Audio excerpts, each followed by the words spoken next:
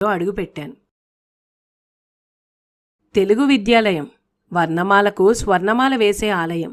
పద్యానికి పట్టుచీర కట్టి, ఛందస్సుతో అలంకారాలు దిద్ది, గద్యంతో నైవేద్యం పెట్టి, వ్యాకరణంతో మంత్రపుష్పం, సమాసాలతో ఫలం పుష్పం.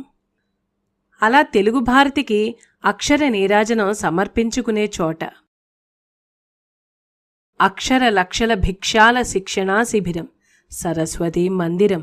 అందులో ప్రవేశించాను భక్తుడిలాగా. ఆ కాలేజీ కొత్తది కాబట్టి ఎంబ్లెం తయారు చేయమన్నారు.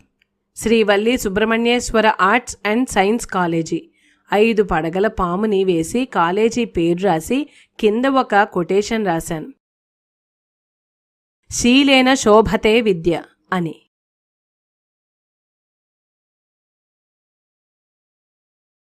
అప్పుడు నా జీవితం 2